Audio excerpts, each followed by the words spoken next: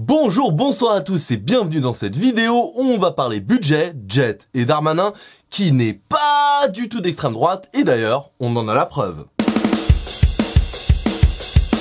Et pour commencer, bonne nouvelle, pour la première fois depuis... Le gouvernement a enfin accepté de recevoir l'intersyndicale afin de parler de la réforme des retraites. Alors oui, je sais ce que vous allez me dire. Ça aurait quand même été mieux de les recevoir avant de faire passer la réforme à coup de 49.3 dans nos mouilles. Mais c'est mieux que rien, non ? Non. Surtout que la réunion a pas eu l'air ultra utile. En gros, les syndicats ont demandé le retrait de la réforme et le gouvernement a répondu... Non. Ah bah y a pas, hein, c'est beau la discussion démocratique. Heureusement qu'on a un gouvernement à l'écoute, une première ministre toujours prête à écouter l'intersyndicale, mais uniquement une fois qu'ils avaient fait ce qu'ils voulaient. Puis bon, c'est pas comme si le gouvernement nous avait pas prévenus. On n'a pas le choix de faire cette réforme. Le déficit, tout ça, ouin ouin, on sait pas faire autrement. Même si le fait d'ignorer les autres solutions, ça doit pas aider. Une alternative aurait par exemple été de taxer Bernard Arnault et Françoise Bettencourt. Alors oui, encore une fois, en tant que bon bordélisateur intello extrémiste gauchiste, je parle de taxer les riches. Mais étant donné que l'héritière de L'Oréal et le PDG de LVMH sont officiellement devenus l'homme et la femme les plus riches du monde, avec une fortune estimée à 90,5 milliards de dollars pour madame et 225,8 milliards pour monsieur, je me dis qu'une petite roquette pour nos retraites, ça pourrait être sympa, non? Surtout que bon, les deux ont quand même donné 200 millions pour Notre-Dame, chacun je précise, et ok, vous pourriez me dire que Notre-Dame c'est quand même un bâtiment historique, un bâtiment d'une majesté incontestable qu'il faut préserver, et oui je suis d'accord, moi aussi j'adore le bossu. Mais en même temps, je me dis que comparé à des vieilles pierres, de très belles pierres, hein, c'est pas la question, mais comparé à des vieilles pierres, peut-être que le corps des gens brisés par le travail après toute une vie, etc., peut-être que c'est un peu plus important. Peut-être. Et ça sans parler des fraudes fiscales qui auraient pu aider grâce à ce magnifique système qu'on appelle l'impôt. Mais bon, vaut mieux se plaindre des fraudes au RSA, hein. Attends, tu te rends compte? Le chômeur, il a fraudé de 500 €. L'enfoiré. Alors que Bernard? Une broutille. Après, pour être juste avec Macron, si les riches veulent pas donner pour les retraites, il peut pas les forcer. Ah bah si, en fait, ça s'appelle les taxes. Mais ok, admettons. Même en oubliant ce moyen simple et tendant vers l'égalité pour enflouer les caisses, j'ai une question. S'il y a plus de thunes, pourquoi vous dépensez plus à côté? Parce que oui, il y a plus d'argent pour les retraites, mais pour l'armée...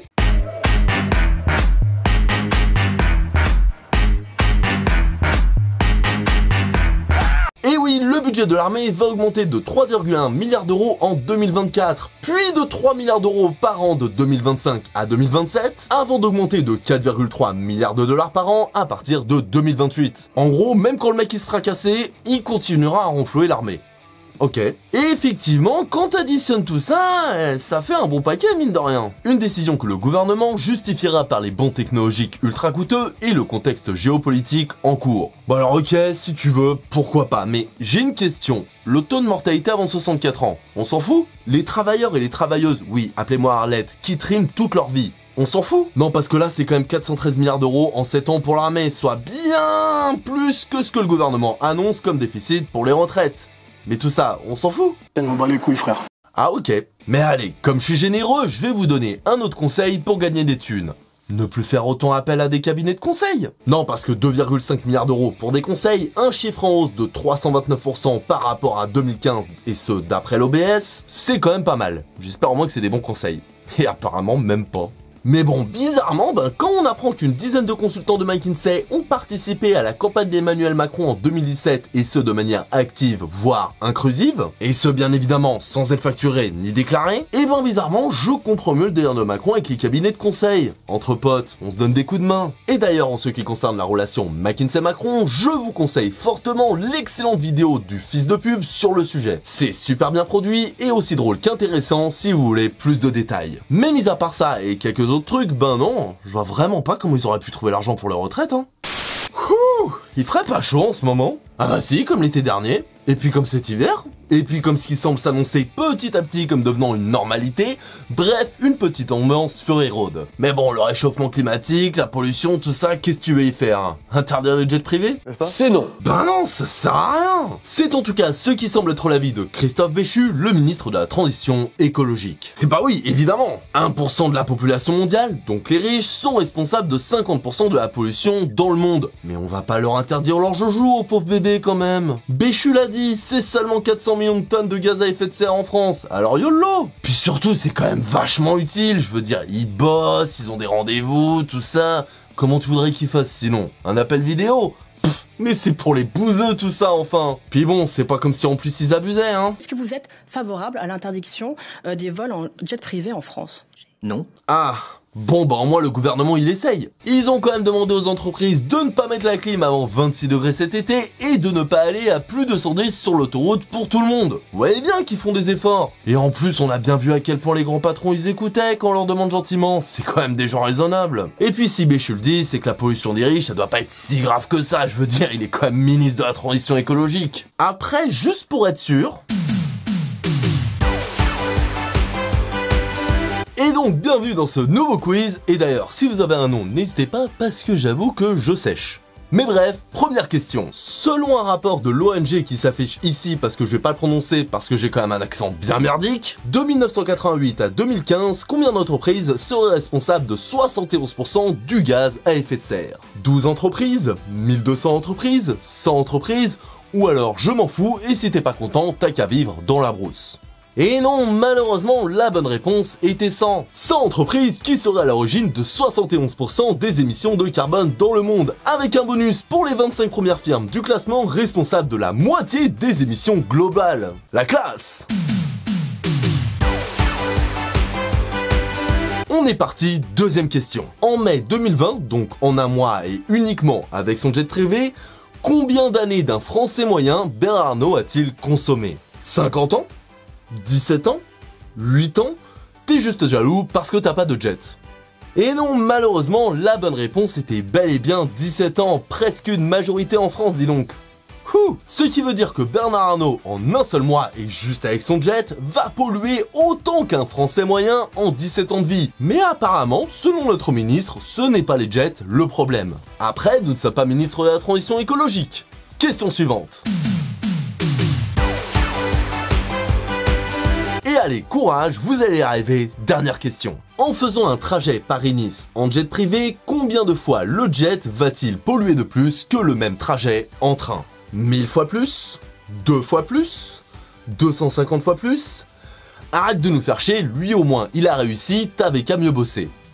Et oui, bien joué, vous avez trouvé un trajet Nice-Paris en jet privé pollue effectivement 1000 fois plus que le même trajet en train. Un constat qu'on pourrait trouver inquiétant, mais c'est vrai que dans les trains, les wagons-bars sont moins stylés. Merci à vous d'avoir suivi ce quiz, n'hésitez pas à proposer des noms dans les commentaires, et maintenant, point suivant. Et allez, pour finir, si nous parlions de quelque chose de plus léger, tranquille, quelque chose comme l'extrême droite. Et s'il fallait une preuve supplémentaire que Gérald Darmanin n'est pas d'extrême droite et surtout pas un voleur, c'est pas le sujet mais ça fait toujours du bien de le rappeler, c'est quand même sa demande de fermeture d'un groupe Telegram d'extrême droite. Un groupe Telegram nommé FRDTR qui partageait propos racistes, appels à la violence, etc. etc. Bref, que de joyeuseté. Mais non, c'est pas possible, je croyais que les méchants c'était les intellos de gauche. Ce qui expliquerait le fait que, si c'est extrême droite avec tout ce que ça implique de racisme, violence, discrimination, propos vraiment juste horribles pour tout être humain, etc., etc., dans ce cas-là, Gérald Darmanin demande la fermeture du compte. Tout simplement, ça s'arrête là. Par contre, si un gaucho crame une poubelle, alors là c'est prison à vie. L'extrémisme ça va 5 minutes quand même. Après tout, c'est pas comme si les menaces d'extrême droite étaient bel et bien réelles, comme si elles étaient de plus en plus fortes. C'est pas non plus comme si Marine Le Pen prenait de plus en plus de points dans les sondages chaque année, avec des scores présidentiels validant ces mêmes sondages. Non, pas du tout. Et puis ça s'est toujours bien passé les montées de l'extrême droite à travers le monde, c'est bien connu. Et celui ou celle qui me parle de l'URSS ou de la Chine pour critiquer le communisme ou la NUPES, 1. Désolé mais visiblement vous ne savez pas ce que c'est du communisme parce que la Chine et l'URSS c'est du capitalisme d'État, capitalisme, et de 2 la NUPES ou même juste les insoumis d'extrême gauche.